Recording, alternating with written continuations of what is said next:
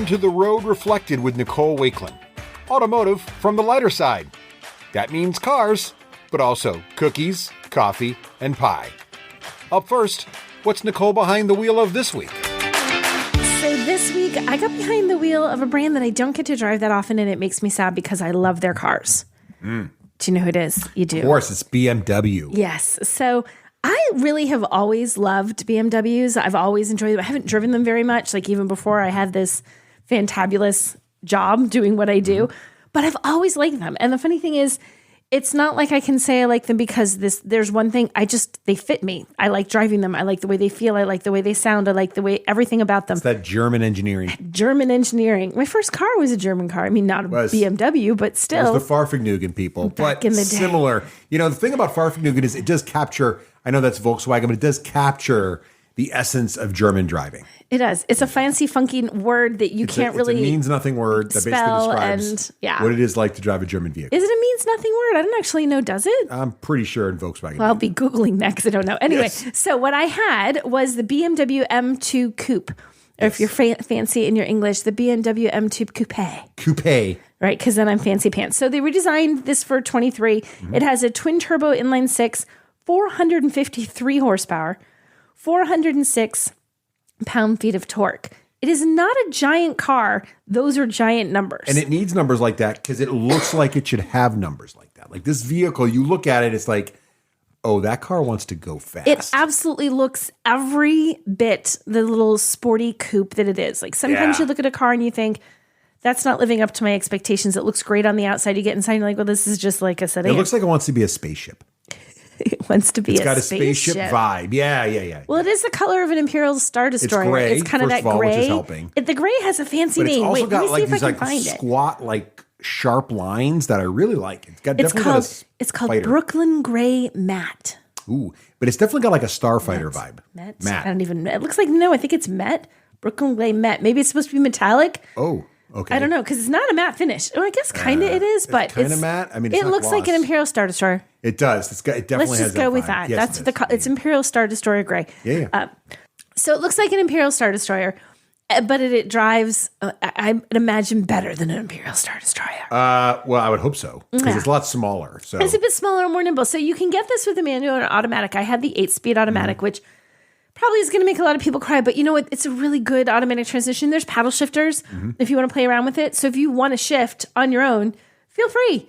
Right. There's nothing to keep you from doing that, but there's no fancy footwork. There is no, just paddle shifters is all you got. This is such a fun car to drive. The second I took it, you turn it on and it sounds amazing. And you can even make the exhaust sound a little more muted and responsible, or you can make the exhaust absolutely annoying for your neighbors. Sorry, neighbors, I left it on annoying the entire time that I had it.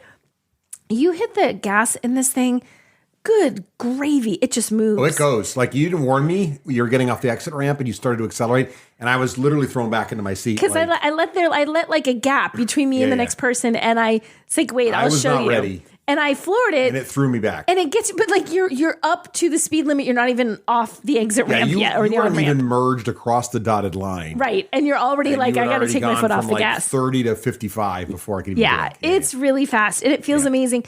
It's so controlled as you do that, though. As aggressive as this is and as fun as this is, there's never a sense that it's going to get away from you. It is so well planted. Well, it's got that low, wide layout, and it just corners like rails. And this is designed with like a sporty suspension. It's designed for somebody who wants to drive. And this particular one, there's a carbon fiber package.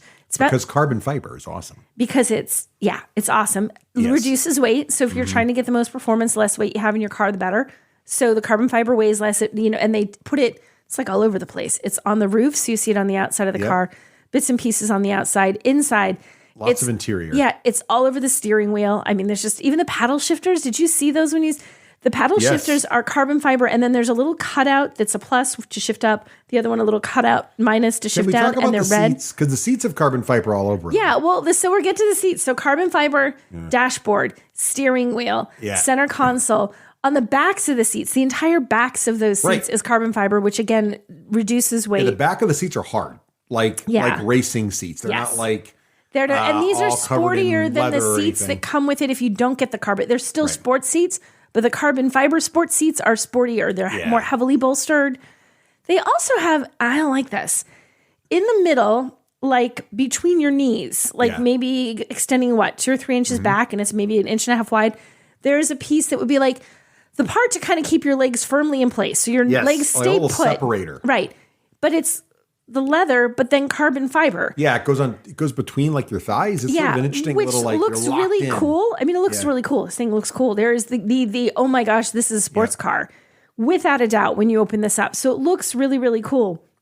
But I don't like how it hits my leg the wrong spot. It's very firm, and the seats are so low and well placed when you're sitting in the car. They're very comfortable, and they're very supportive, and you don't feel like you're going to go anywhere and you can corner. But when you're getting, I kind of fall into the seat. Yeah. You kind of fall into the last minute. It's very low. And the seats aren't super padded because they're kind of designed to be very supportive. Right. So you kind of fall and go and kind of thunk in. So there's definitely I would take a lot of practice to board this vehicle with grace. You have to board with grace.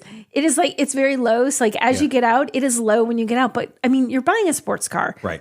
You're not buying an SUV. You're not all about like having the easiest. You want it to be low. Right? You want it to look cool. So it fits. But I wasn't so thrown by how low it was. And even the bolsters, sometimes the bolsters on the seats in a very low sporty car, you feel like you have to like lift your leg up and over to get out. Even that didn't happen. On the side, that was great. That centerpiece though. I felt like weird. It was kind of like I kept trying to move my leg. I didn't mind it, but it was weird. I couldn't get the right spot where I could still hit the gas and the. Maybe that's the problem. Like it may be designed for a certain person of a certain height. I don't know. And so if you're a little but like off from that, were you comfortable sitting? Like did that little middle thing didn't bother me at all. See, and you're 6'3". It was more the falling into the seat problem. Yeah. So I don't know. So it's definitely like if you want to drive this aggressively, you're going to take it on a track. If you enjoy that sporty thing, you're going to love these seats. But you have to love that kind of feel in a seat because it does hold you tight, does squish you a little bit. You have to want a racing seat. You have to want a racing seat. Yeah, these are not comfortable. Aside from the racing seats, I mean, it looks amazing. It sounds amazing. On the outside, it's the 50th anniversary of the M for BMW, and they have a special 50th anniversary badge. Oh, yeah. It's on the hubcaps and the wheels, like on the center wheels. It's on the badges. It looks really nice. So you have that. And this car with that carbon fiber package is about $77,000.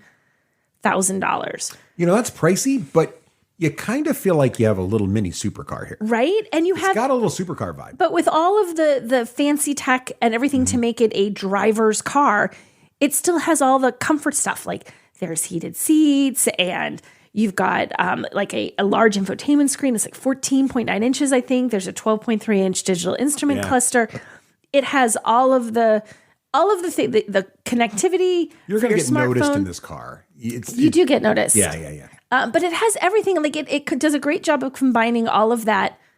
I'm a sports car. I'm a coupe. I'm fun. Yep. I look it. I drive it. But also I have creature comforts because they don't take all those away and go, well, all you want is a sports car. We're going to strip you down and give you a sports car. And that's it. They give you a sports car, but it still feels that sort of luxury BMW vibe.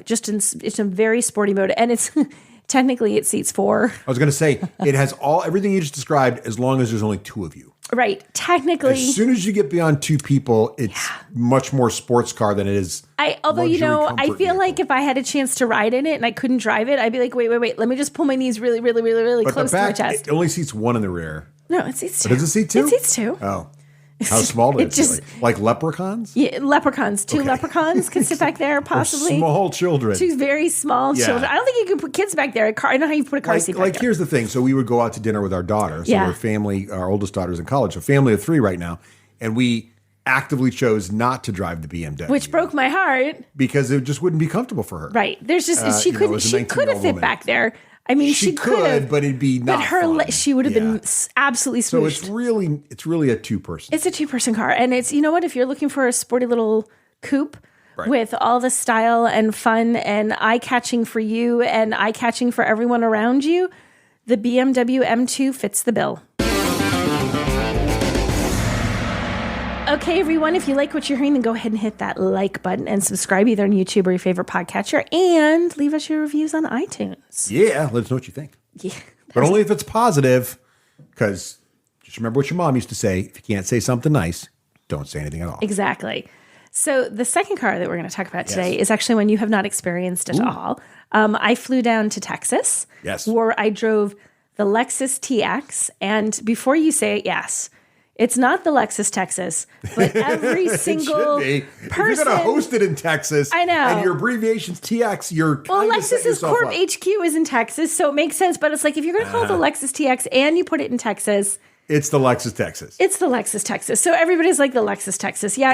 I'm sure they must have realized we were all going to do that. Just go ahead and put the Texas shaped state badge on there. Just put a little Texas logo on there, right? A little star. And own it. Own it, Lexus. Just own it. They should. So this is an all-new SUV. It's just not new this year. It's literally all new. Right. It's got 3 rows of seating. It kind of takes over for, there was the Lexus RX L, which was a longer version that had a third row. It was like the worst third row. Like it was a third row. We're just talking about the BMW. It's kind of like that. It's like, well, you can sit back there, right. But only the people you really, really don't like are going to sit back there, or the leprechaun friends that you have. That's about it. Yeah. So this does a great job of being a 3-row SUV. So if you really want a Lexus that has 3 rows of seating that you can easily get into and out of, like getting in and out, there's plenty of room when you move that second row forward, and you have enough room in your back there. So I took a couple of colleagues who were tall.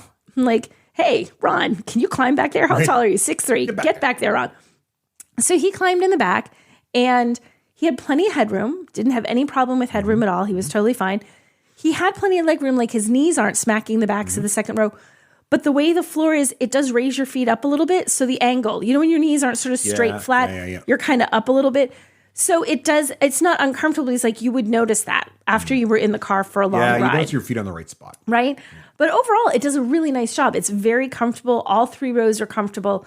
I liked it. And even with that 3 rows of seating, so part of the thing is how much cargo room you're going to have. There's about 13 cubic feet behind the third row, which is a solid amount of space. If you're just all about your cargo, fold all the seats down except the front seats, you get 97 cubic feet of space. That's lots of room. That's a lot of space. So if you really want to use it as if you're just using it for 2 rows and you have a lot of luggage to bring along, you can bring along everything the family could possibly want in the back of that. If you got 3 rows and you still have a lot of stuff, you can fit a lot of stuff back there. It's a significant amount of room, which is nice that it's not like suddenly once you have all 3 rows deployed, all you can fit back there is a handbag, So there's a good amount of space back there. And it feels like a Lexus. Lexus is a luxury brand, right? It should feel like a luxury car. And it did. It had all the right trims. It was attractive. The seats are really comfy. There's seating for up to 7. So you comfortably? Comfortably. Oh, nice. So you always 2. The third row is 2. Then the second row is either a bench seat with 3 people or it's captain's chairs and you can sit 2 people and then 2 people up front. So 6 to 7 people depending on the configuration you get. And it has, leather seating surfaces and the heated seats and the power seats and all that. And kind of a neat thing, there's a standard 14-inch infotainment touchscreen, which is a large screen. And really, the thing is, you look at your car and you think a smaller screen is fine.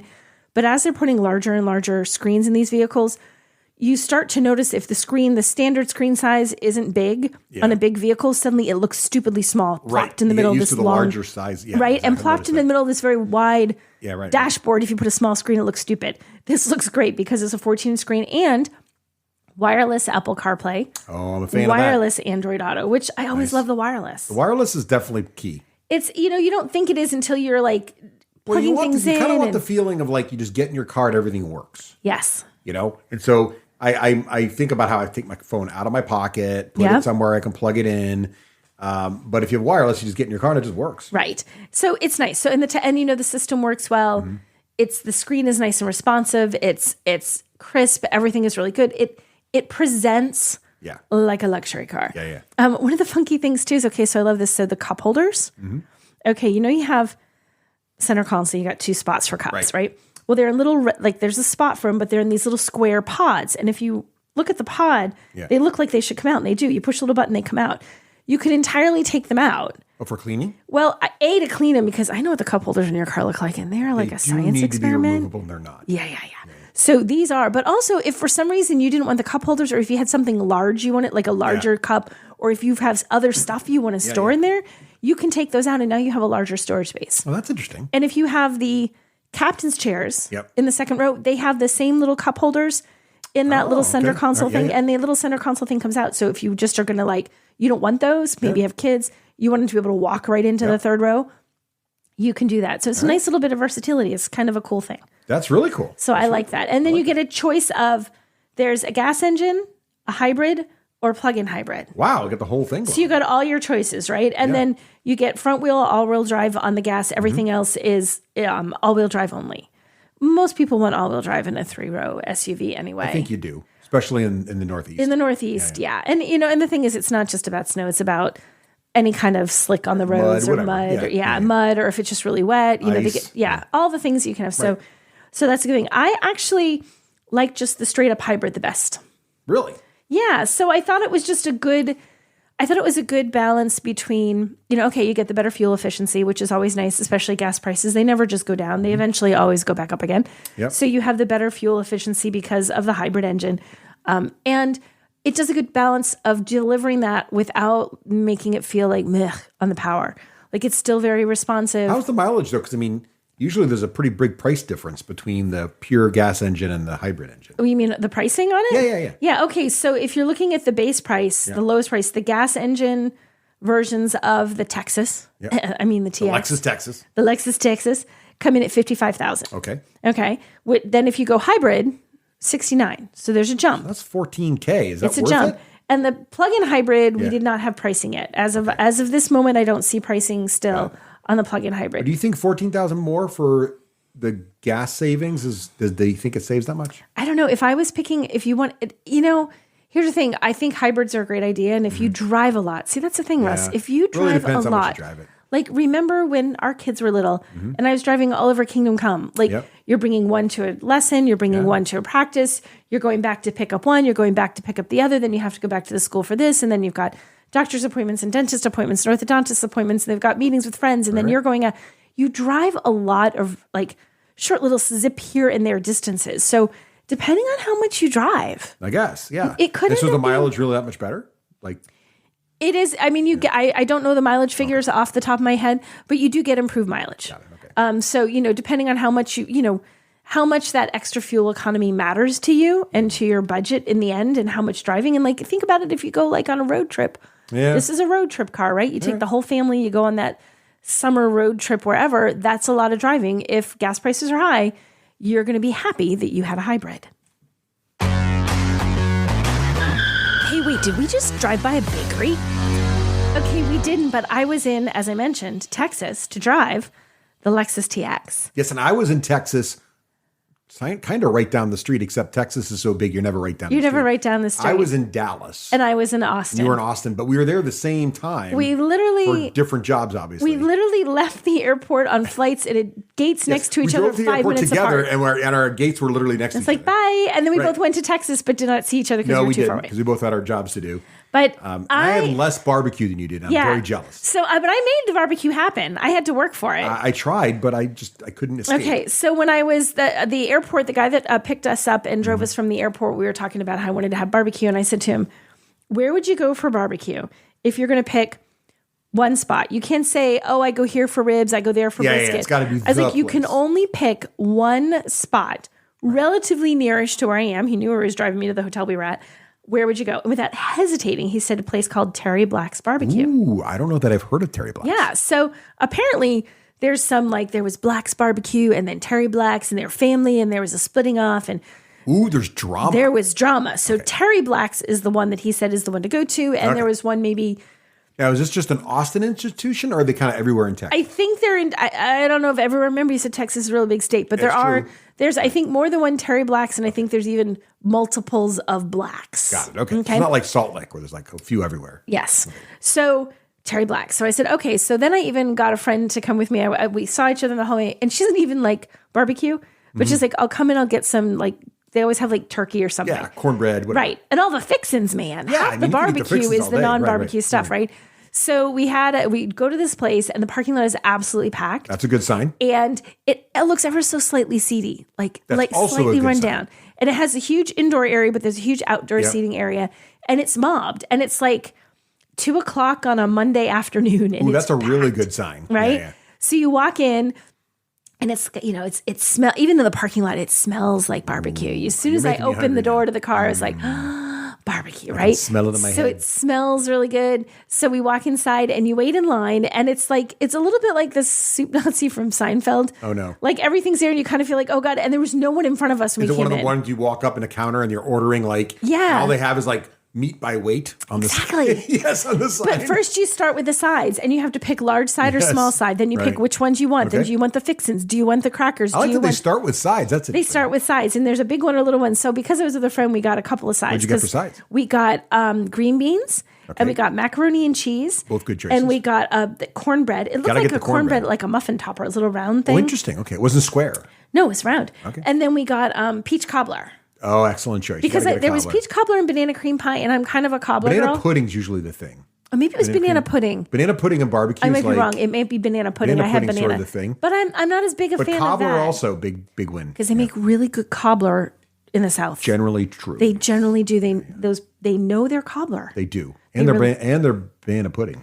But I'd go for the cobbler. Okay. Over the peach cobbler, and I'm telling you, it was not a mistake. It was Okay, good. It was so good. So all the I'm glad we snuck the baked good into the bakery section. I know the baked good. Peach cobbler cornbread had some baked goods. Okay. And I got brisket, and it is funny because you walk up and it's like, they have the price by the pound. Like, would you like? It's like, would you like a quarter pound, a half pound, or a full pound of brisket? But you don't have to get exactly much because she had like pieces of it there. They have this big butcher block and a really frightening like big knife. old chopping knife. Yeah, a knife that looks like don't mess with these ladies because they could kill you. Of course. So they have it, and then she cuts a piece off and she puts it on the scale and she tells you this much. How much do you want more? And you can she can keep cutting until you have an eyeballed an amount there that you're like, yeah.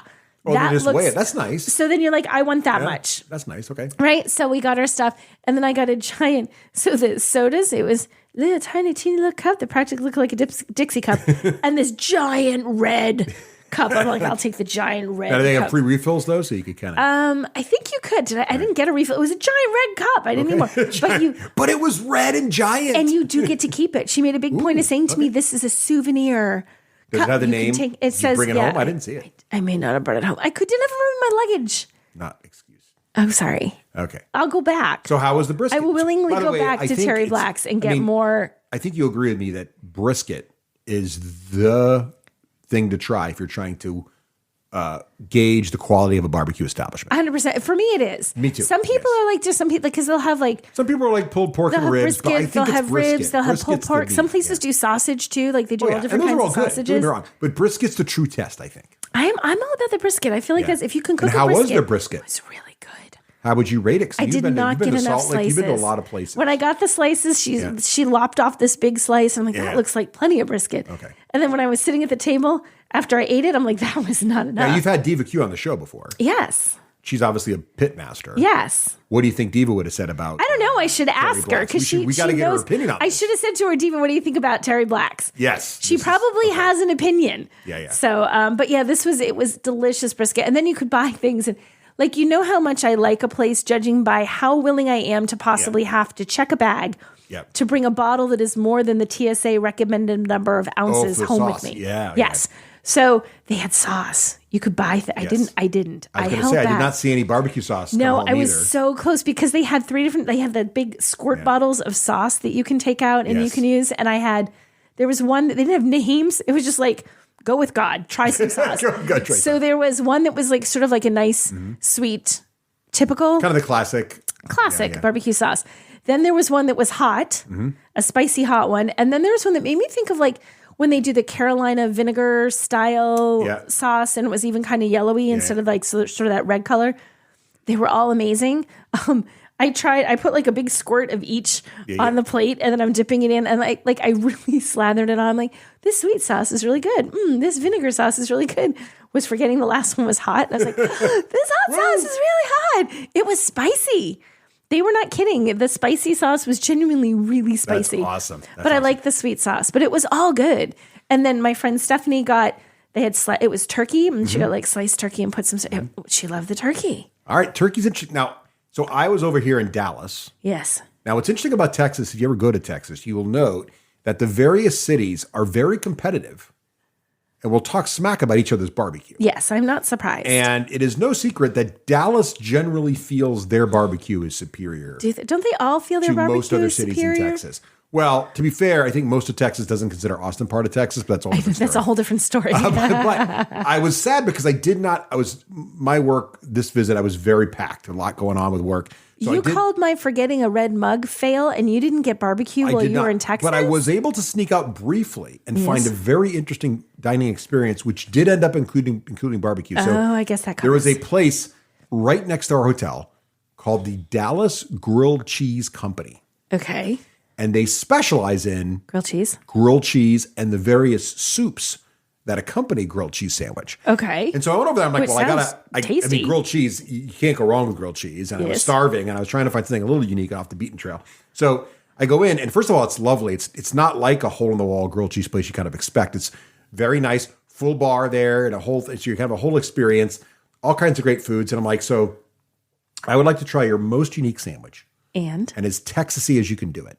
So what barbecue was on it? It had to have here's something. the interesting thing. So he had a grilled cheese sandwich. Yes. That wasn't just regular grilled cheese.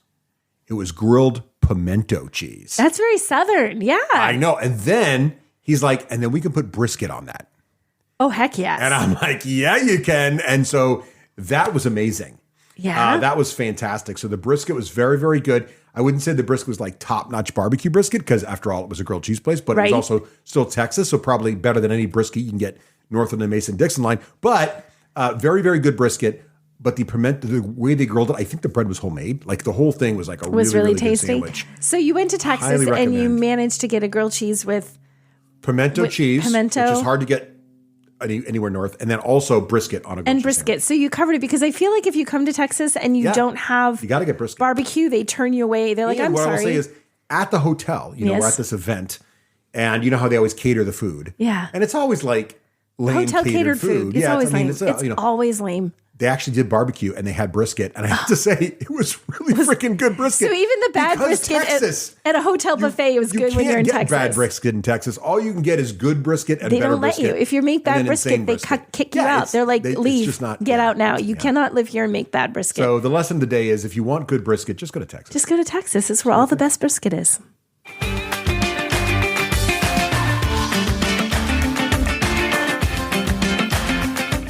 Thanks for listening to The Road Reflected. To follow more of Nicole Wakeland's adventures, head on over to NicoleWakeland.com. There you'll find links to her social media from TikTok to Twitter, as well as her work across a wide range of media outlets. Until next time, keep it shiny side up.